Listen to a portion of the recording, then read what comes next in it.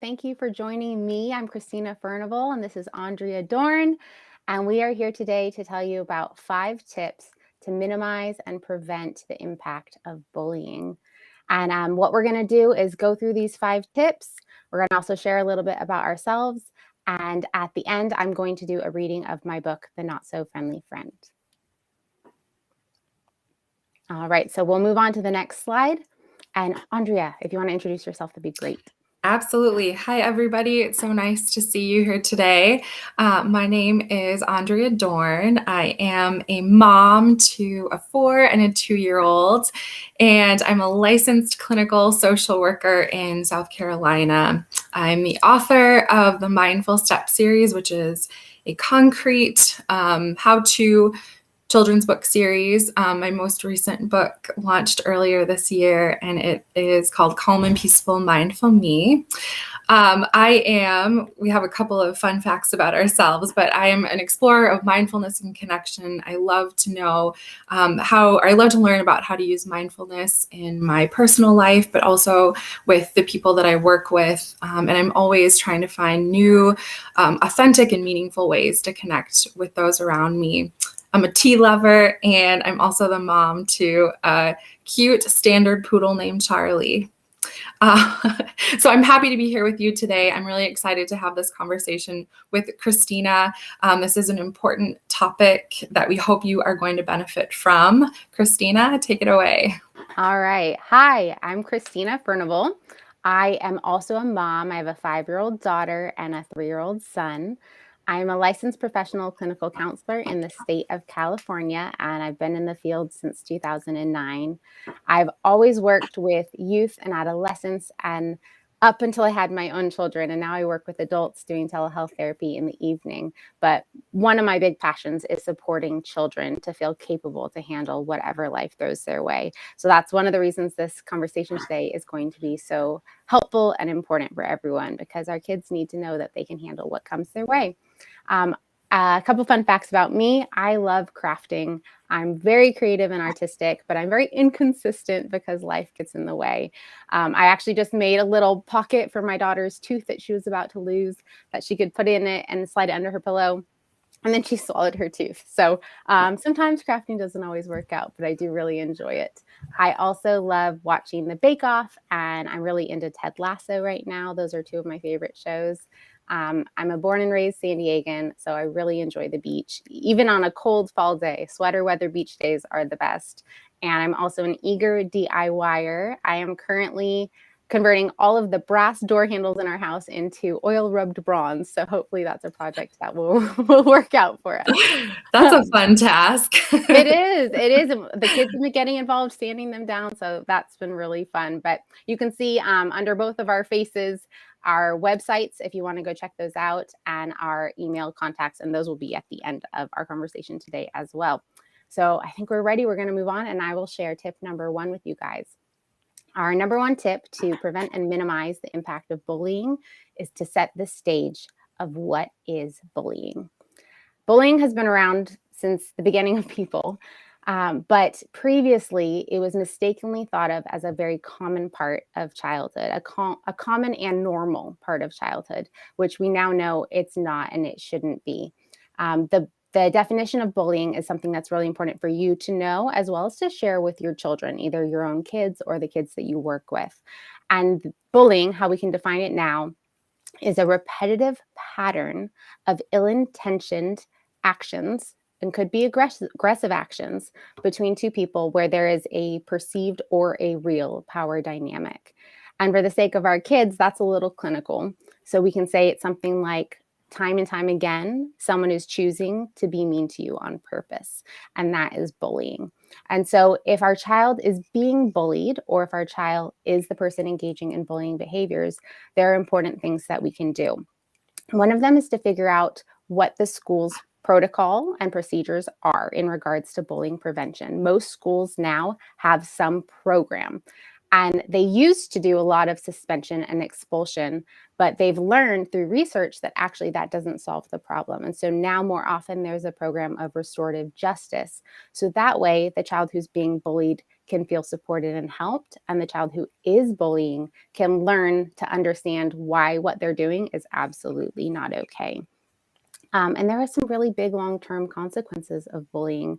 And if our child is the one doing the bullying, they really need to understand that. I think so often kids get caught up in this, oh, this is really funny, or, super amusing. Oh my gosh, you should have heard what so-and-so said, without considering what that is doing to the person that is being bullied.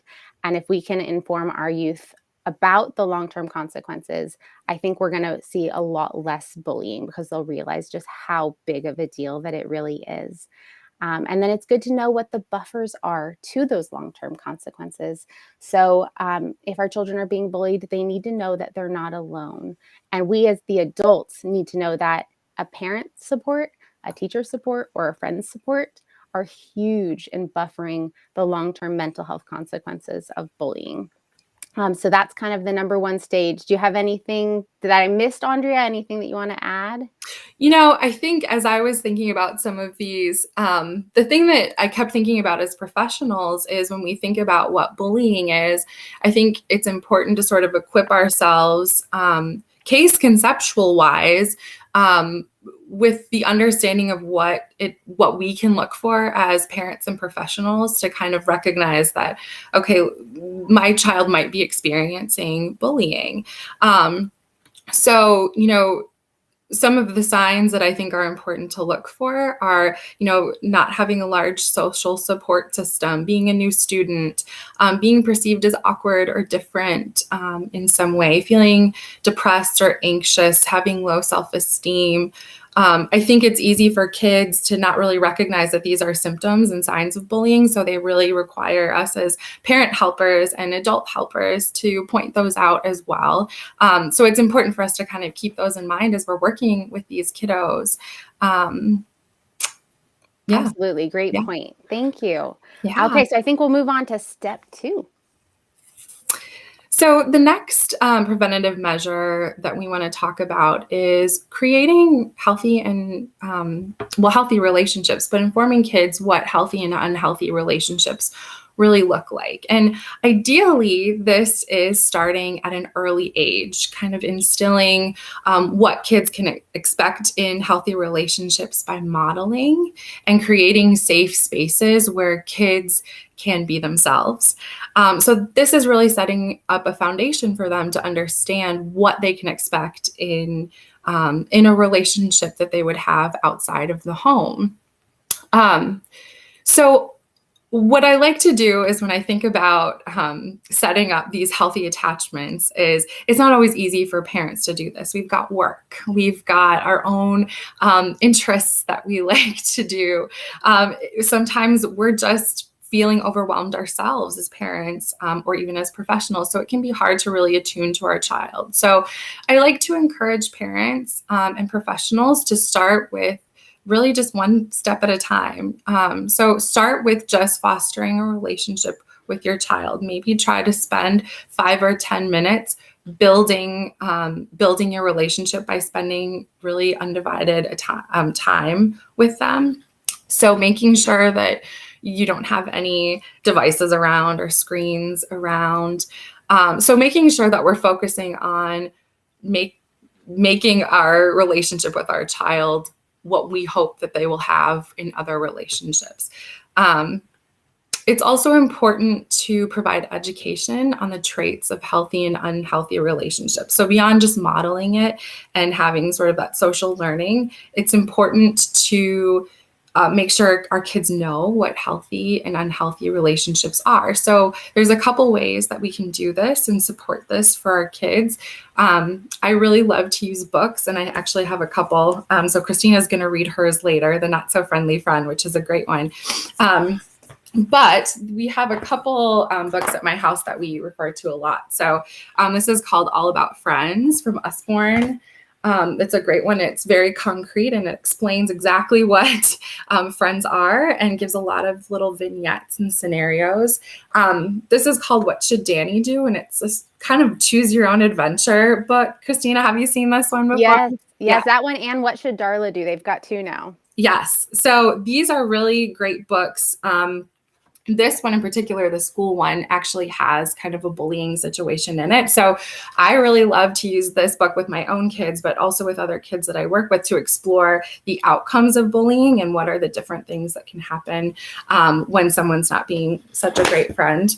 And then if you've got a kid that is having difficulty respecting boundaries, this book, it's called Let's Talk About Body Boundaries, Consent and Respect, is a great resource. It concretely describes how to respect other people's boundaries and how to be a good friend in that regard. So these are some great resources to use with kids to help them learn about good friends and healthy relationships. Another thing that I like to do is create lists, and you can do this with the kids you're working with, or as a parent, you can do this with your own child. Create lists of traits of good friends. Or not so good friends. So a good friend might be caring, they might be kind, they might be reliable or fair. And so you can match up the friends that your child has with these different traits. Maybe a not so kind friend takes your belongings, doesn't respect your physical space. So we're starting to get kids thinking about what these relationships look like and how they relate to the relationships in their own life. And this is also a great way to get kids talking about relationships in their life that maybe are not so good, but they don't feel comfortable sharing that information with you. So when you start to relate different people to these lists, sometimes kids will be more open about what kids are fitting into the not so friendly friend list. And this can be helpful as parents and caregivers and professionals to know what to do next. I love that. I love those book suggestions. Those are all wonderful books. And then the activity of doing that. And we also have worksheets on Pessy's website. It's on their blog about friendships and later on as well about boundaries. But it does exactly that. And it breaks it down for you in different age groups, preschool aged, early elementary, and late elementary, the traits of friends, how friendships should make you feel, how you should feel engaging in certain friendships. And it's just a really good way to make the child aware, because like you said, they may know and not feel comfortable talking about it, or they may not even realize that they're not being treated how they should be treated. So I love that. Yeah, exactly. And I think, we have to make sure we're using resources that fit the age group that we're working with. And ideally, again, we're starting really young to instill these values. But even if we don't, there's lots of ways that we can share this information with kids. And really, we can learn this information at any time. So thank you for sharing those resources. That's great. So another thing that we really want to be sure that we're doing is teaching and modeling and encouraging empathy and healthy communication skills, because part of being a good friend is having empathy and effective communication and conflict resolution skills. So again, this is something we can model and discuss over time. One of the first things that I like to do is make sure that kids, again, know what the definition of empathy even is. So it's when we're able to share or understand the emotions or feelings of others. And when kids are young, we want to just really start teaching about emotions and just help them get good at noticing their emotions. But with older kids, we can start reflecting on what other people might look like. I think the most recent research shows that kids, even as young as 4, can really start to empathize with others. But we're doing it even when we're infants, when we're mirroring that of our caregivers. So it's important to really make sure we're empowering kids to use these skills to create effective communication in relationships. And then the last thing that I wanted to talk about in healthy and unhealthy relationships is fostering healthy connections with safe adults. I think the most recent data shows that about 20% of kids report being bullied, but only half of those kids talk about it with someone. So even though I think we hope as parents, our kids are going to feel comfortable coming to us to talk about these issues that they may have at school or even at home sometimes, that's not always the case. So when we're on the lookout for safe adults or mentors that we trust and that our kids feel connected to, and we foster those relationships, we're sending the message to our kids that it's okay to create a safe community around yourself. And hopefully those relationships will increase the likelihood that they will talk about or report any bullying if it happens to them. Yeah. Well, and one of the main deterrents, there's kind of three reasons that children don't share about bullying or report it. And it's they don't know who to tell, they don't know what to say, and they're afraid of making it worse. And with the first tips on what is bullying and these second tips on what are healthy and unhealthy relationships, we're empowering our kids with this knowledge that then they can say, you know what? We've had these conversations. I know I can go to these trusted adults, like you were just saying, these safe connections. I know I can go to Mrs. So-and-so or Mr. So-and-so. And I know I can say, I think there might be bullying. I have the words to be able to express what I think is happening. And then I know it's not going to make it worse because we've already talked about the protocols and how these adults are going to help us form a safety net around everyone involved. So these two tips alone are just so powerful. Well, and I think it's important to recognize that also these connections can come from anywhere, right? They can be coaches, they can be teachers, they can be aunts and uncles or family members, but they don't have to be family members, because I think a lot of times people go right to family, which is great. Family is a wonderful support, but we can really be creative about the connections that we help our kids make. And again, as long as we feel comfortable with those connections and we trust those connections, I think it's just a great message to send our kids that this is important. This is, this is how you can feel safe, and this is how we can be productive members of society, really. This is how we can support ourselves and support others. And along those lines, I think it's also important to make it a point to recognize how we might be those safe adults in other children's lives, maybe not our children. So how are we creating safe connections with other kids so we can hopefully validate and believe and honor their experiences and help them feel more safe in reporting possible bullying, or really reporting anything that they might need to report. So absolutely. Thank you. Okay, so Step 3. We're moving on. We're making our way through the 5 steps. If you're just joining, thank you. Welcome. We're talking about 5 ways to prevent and minimize the impact of bullying. This is step number 3, or tip number 3, and it's fostering social emotional skills, including mindfulness. And social emotional skills, a lot of you may already know what they are. But basically, they are the ability to relate to and understand your own experience and that of others. They enable you to recognize, identify, and label how you're feeling, what you're thinking, as well as what might be going on for other people. And they're key and critical for you to be able to solve problems, engage in conflict resolution, have that empathy, form healthy relationships, have behavioral self-regulation and emotional regulation. So social emotional skills are kind of the key for everything. And mindfulness is one of the big social emotional skills. And that is what Andrea's book is about, Calm and Peaceful Mindful Me, a mindfulness how-to guide for toddlers and kids. And the idea with mindfulness is that you can pause and take a moment to look inward and look outward, and you're looking at your thoughts, you're looking at your emotional feelings and your body physical feelings and sensations, and you're looking at what's around you. And it gives you the power to make sense of your experience and then make intentional decisions about what you do.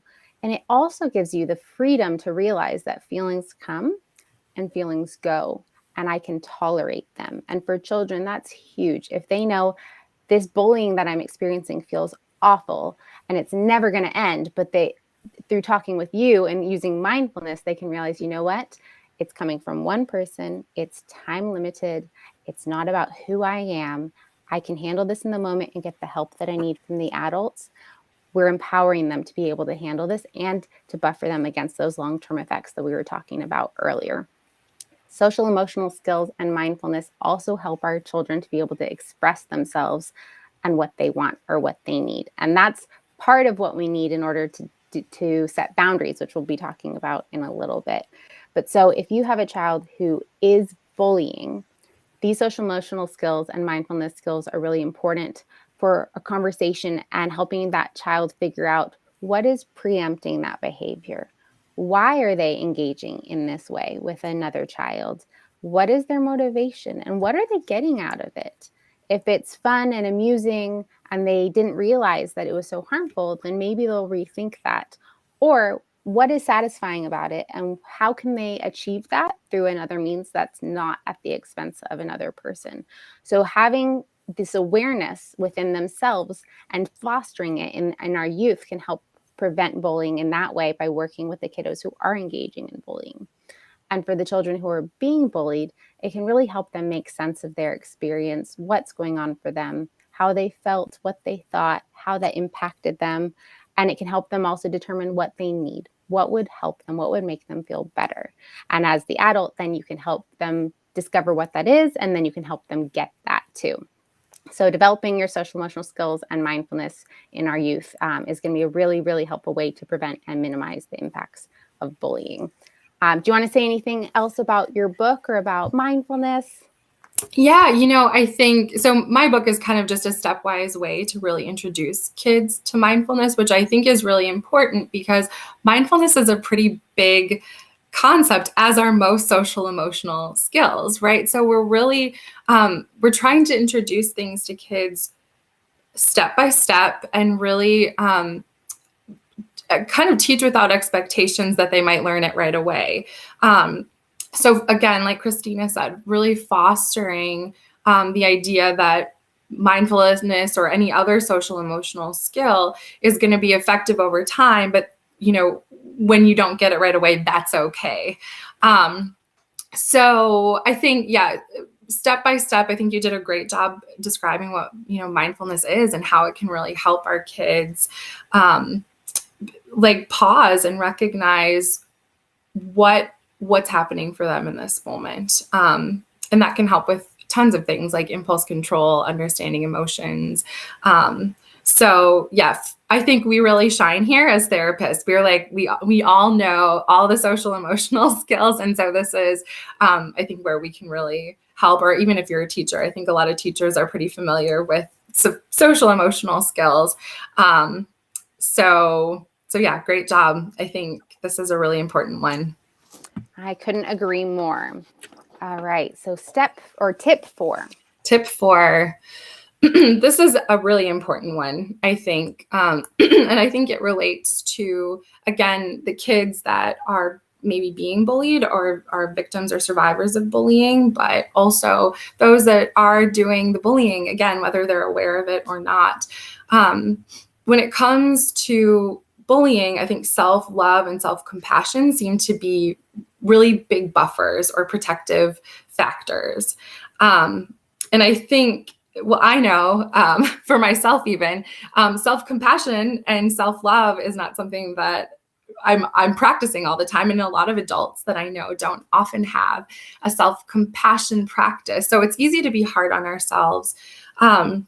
But I think developing our own mindfulness and our own self-compassion practice is one of the great ways to support it in our kids. So when they see us being kind to ourselves, when they see us being okay when we make a mistake, or working towards even making ourselves better, but in a kind way, I think, again, they start to learn that this is how we do things. This is an important aspect of our lives. So it's important to develop your own self-compassion practice and model that to your kids.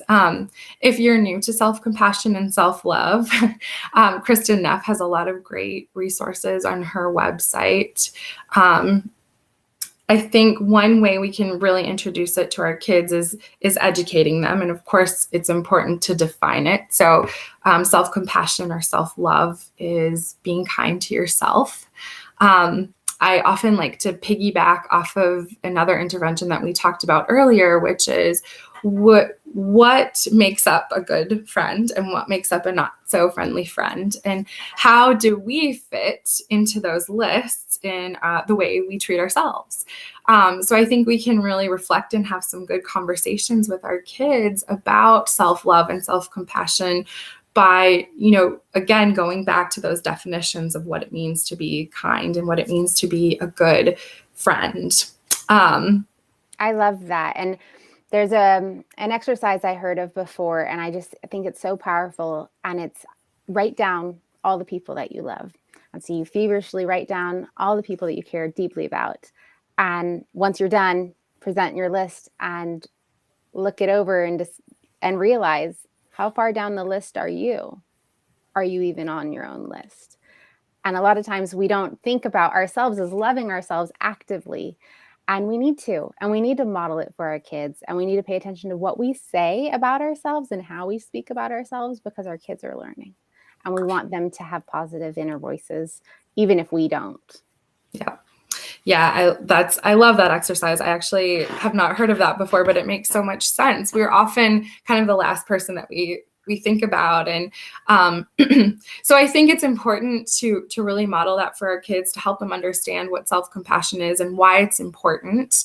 And, when I work with older kids, we'll often talk about who has your best interests in mind. And so we'll talk about people outside of yourself that have your best interests in mind, but also, how do you have your best interests in mind? And then, also, how are you keeping the best interests of others in mind? So, so I think we can teach self-compassion to kids in a lot of different ways. And I think, again, mindfulness is an important component of self-compassion, because we really need to pause and be still and be willing to give ourselves some love. And when we're in our busy lives, it can feel kind of hectic and it can feel difficult to do that. So really making time and intention to do it for ourselves, to maybe have a practice with our kids. Again, I have a couple books that I love. This is the Thank You series by Jennifer Cohen Harper. I love to read these with my kids. Thank You Mind and Thank You Body, Thank You Heart talk about how we can love ourselves and love our bodies and our minds and how they serve us. So there's a lot of different ways that we can talk about self-compassion with our kids. And again, because it's a buffer to bullying, it can really help our kids feel like they have some protective factors when it comes to other stuff that they experience in their day-to-day life that we don't always have control over. Mm-hmm. Did you have something to say, Christina? No, just totally agree. Okay. I also love to introduce loving kindness meditations to kids. Those are sometimes called metta meditations.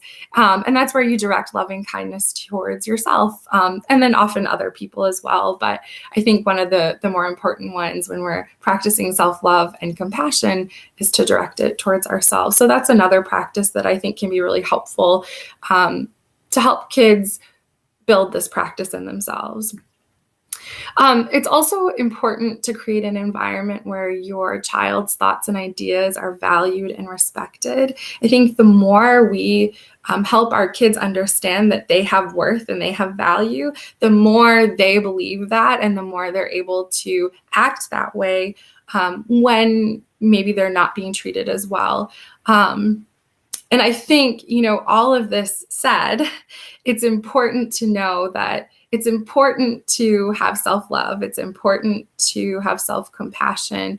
And it's important to validate our kids and our child's thoughts. However, we need to make sure that we send the message that it's not at the expense of someone else's well-being.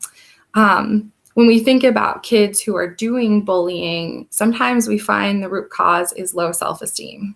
But there are other times and other studies that show that some kids who are doing bullying actually have really great self-esteem, and they are maybe have a little bit too much self-esteem. So as we're teaching compassion for ourselves, it's important to teach compassion for others. And we can do that in the same way, in the same social emotional skills that Christina just talked about, and then also in creating healthy relationships and connections. The more we can send the message that empathy is important, self-compassion is important, but really finding a balance between the two. I think the better we can serve our kiddos. So agreed. And it's nuanced too. And I think situation specific and context specific. And that's the nuance will get easier for our children to understand the older they get and the more practice they have. And exactly like you were saying earlier, none of these are something you learn and you're perfect at right away. And they're things that Andrea and I and everyone are still working on, right? We're human and we make mistakes. It's called a practice for a reason, right? Exactly. And practice makes progress. So I just love all of these. I think you shared such helpful advice and guidance for parents and teachers and professionals. And we've got one more tip for you guys before we go into the reading of my book. This tip is modeling boundary setting and then empowering our children to also set boundaries. Similar to the idea of modeling self-love and how we might not be that practiced in it, a lot of us might not be that practiced in setting boundaries either. I hear from many, many adults that it's only into their 30s or 40s or beyond that they knew what boundaries were, realized that they didn't have them, and started to implement them. And it's uncomfortable. It's especially if you're not used to voicing what you want or need. A lot of us have grown up thinking that we needed to put politeness above kind of anything else and to not make waves or cause problems. And what happens is we lose our voice. And then we also are inauthentic to ourselves and to our relationships, because let's say there's something that bothers us and that our partner does.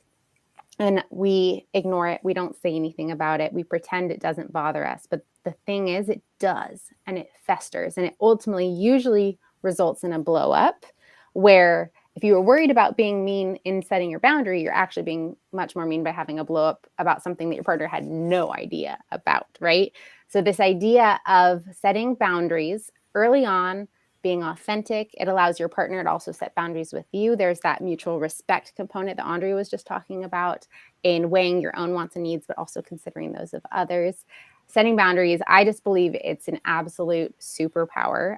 And so like we'd like to do, we want to define it. So boundaries, we can imagine a physical barrier around a property, let's say. But when it comes to interpersonal boundaries, it's a spoken expectation. So a boundary is when you say out loud to the person that you're engaging with what you like or what you don't like and how they're treating you or treating others. And you make it crystal clear. And from this framework that you've designed and they've designed with you in your relationship of boundary setting, you have the freedom to interact peacefully and kindly and with love towards one another. So I am a big, big fan of boundaries. We can talk about them with our kids. When I'm in the middle of doing something and I want to give it my full attention and my kiddos also want my attention, I'm very deliberate in taking a moment, taking my mindful pause to look at them and let them know, I really want to hear what you have to say. But what I'm doing is really important to me and I'm going to take the time to finish it. And when I'm done, I can give you my full attention. And I'm so excited to hear what you have to say. And so that is a very kind but firm boundary to let your children know that I value myself and I value what I'm doing. I also value you. And I don't want to give you half of my attention. I want you to get all of it. So having those sorts of conversations with your kids can be really powerful. They're sponges and they absorb what they see. And they learn so much better from what we do than from what we say. So if they're seeing us valuing ourselves and protecting ourselves and what we want, need, and value, they will learn to do the same thing. Other simple ways to do that, especially if you're starting out and it feels really uncomfortable, could be, let's say you're out to eat and you're served not what you ordered. A lot of us might normally be like, oh, it's not a problem. It's fine. I'll just eat this because we don't want to have to deal with it, right? But that's an opportunity to say, oh my gosh, to your kiddos, that's not what I ordered. And I'd like to get what I actually asked for. So when the server comes back, I'm just going to let them know about the mistake so they can bring me what I wanted. And that's showing in a simple thing like the meal that you wanted to eat, I matter and what I care about matters. And I'm going to protect it. I'm going to speak up for myself. So there's lots of opportunities in the day that you can show your thought process and walk your child through what you're doing, your own mindfulness, your own social emotional skills of recognizing your feelings and expressing what you need so that they can learn from that as well. And then, like Andrea was talking about, creating this environment where you celebrate your child's voice and their contribution to the family.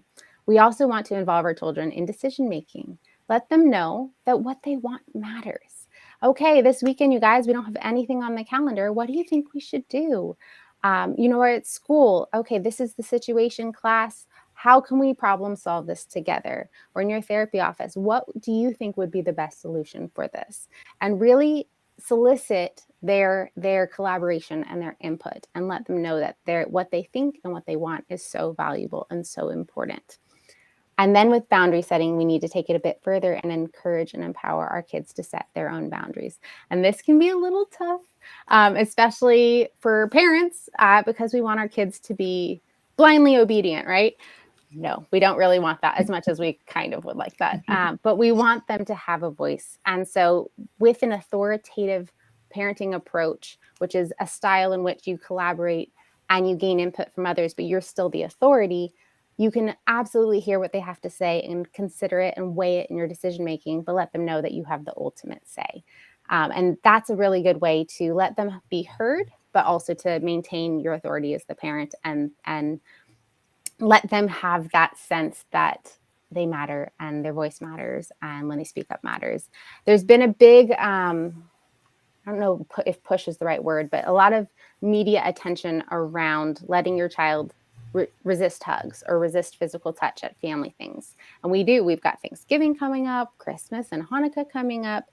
There's going to be events now, especially since groups are getting together a little more now, where our children are going to be in experiences and situations where maybe they don't want to hug auntie so-and-so or uncle so-and-so. And so empowering that, I hear that you don't want to hug them, or I see it in your physical body. You pulled away from them. You didn't look at them. Next time, let's just use our words to be really clear. I love that you listened to your body and that you didn't feel comfortable hugging. And let's just say that. Say, no, thank you. I don't want to hug. And really kind of guide and teach your children how to set boundaries that are firm but flexible and still being kind to everyone involved.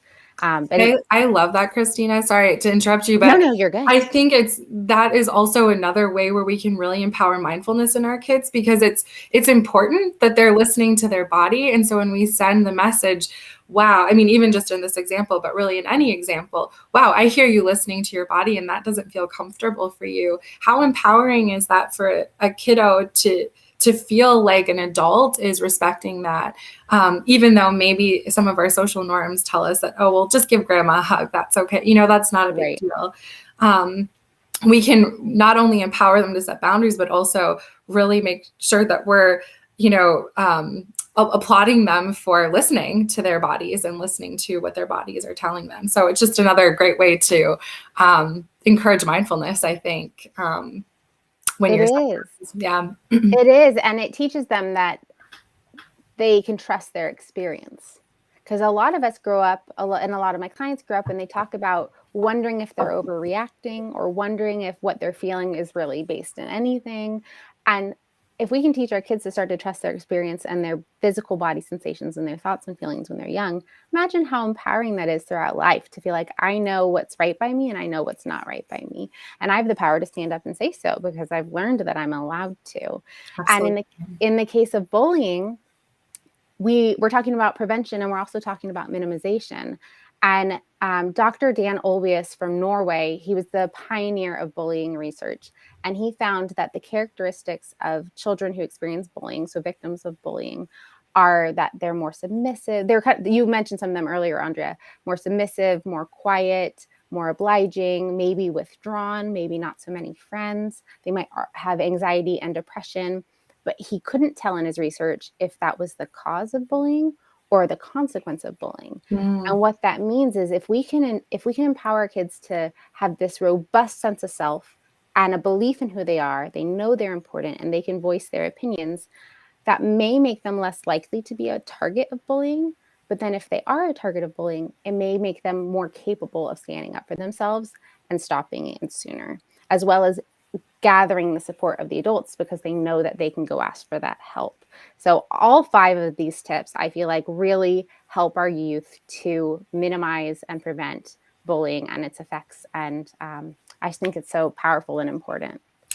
I agree. And I think it's really important to note that a lot of what we've talked about today is really modeling and informing, right? Like modeling, informing, creating connections. And and that's really how we can support our kids. I think that could be the takeaway. I think we've provided some really great ways to do that, but really that's kind of the takeaway is model, empower, and inform. I love that. Thank you for synthesizing that so nicely. Yeah, that's exactly it. And what we're going to do now, we've got some more slides that tell you about where to buy our book. So here we go. This is our little thank you slide. We've got The Not So Friendly Friend and Calm and Peaceful Mindful Me. This is my book. This is Andrea's book. And you can get them both on Pessy's website. Pessy is our publisher, or on Amazon, Barnes & Noble online, and Target online. And then I'm going to read my book, and then we'll come to the last slide, which contains our, we can do it right now. That's our contact info again. So you can find me at ChristinaFurnival.com. And if you want to shoot me a message, you can go to, or send a message to hello@ChristinaFurnival.com. And with Andrea, I'm at AndreaDorn.com. And if you would like to contact me or have any questions, AndreaDornMSW@gmail.com. Okay, now I'm going to launch into reading of the book, and then we'll say goodbye at the very end once I'm done. So this is the book, The Not So Friendly Friend, How to Set Boundaries for Healthy Friendships. And it launched in September, so it's been out for a month now. I'm very excited about it. I'm excited to read it with you guys right now. Let's see. There we go. There once was a girl who was new at her school. To make some good friends, she used the golden rule. She treated her classmates how she liked to be treated. She was helpful and loving, and her hugs were the sweetest.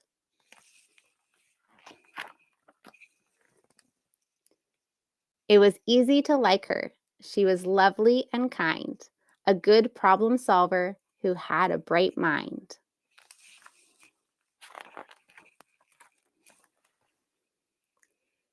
She shared and took turns, was as fair as they come. She used words, not her body, to solve any problem.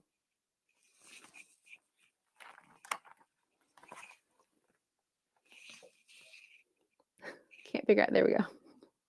But try as she might, not everyone liked her. There was one other kid who found reason to fight her.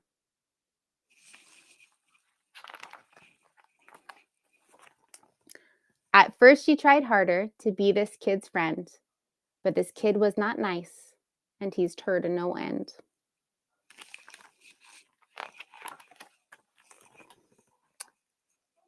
Unkind words and rude actions would make her heart frown. When they played together, she was left feeling down.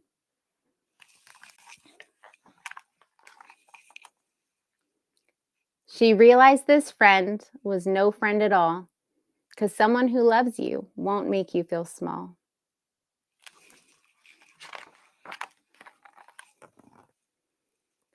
Staying true to herself and her beautiful heart, she created some boundaries, the right place to start.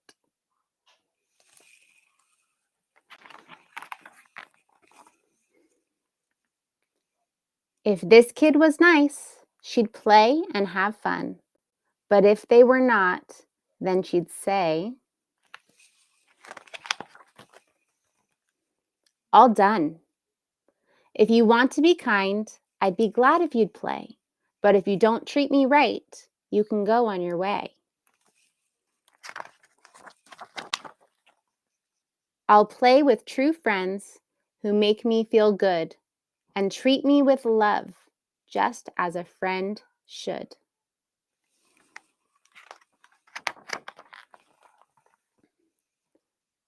When you're ready to change and be nice again, you're welcome to join and play with us then.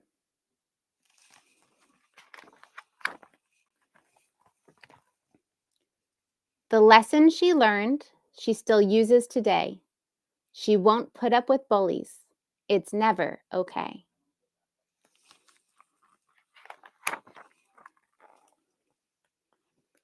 She stands up for herself and how she wants to be treated, and does so respectfully. She doesn't get heated.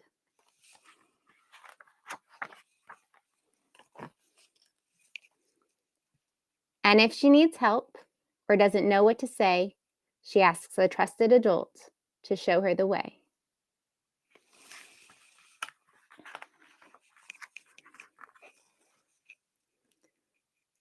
With boundaries in place, healthy friendships can grow.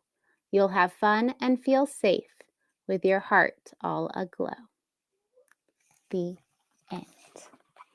And at the back, there is a note to professionals and parents, and there are conversation starters and discussion questions to really help drive home the messages and help you as the adult have the words to talk about this with your child. So again, this is The Not So Friendly Friend, written by me, Christina Furnival, and illustrated by Katie Dwyer. So thank you guys for letting me read with you today. Yeah, thank you so much for joining us. Thank you, Christina. That was a lovely reading. Yeah, thank you. But it was so wonderful to see everybody today, or I should say, see everybody today. We hope you enjoyed our conversation, Christina. It was so nice to talk with you, even though we are miles apart. And we hope everyone has a great day. Thank you. You too. So great to see you, Andrea, and hear more about your book. You guys need to go get it in every classroom, every home, and mine. And yours. And thank you so much. We hope you enjoyed it today, and hopefully we'll see you all again soon.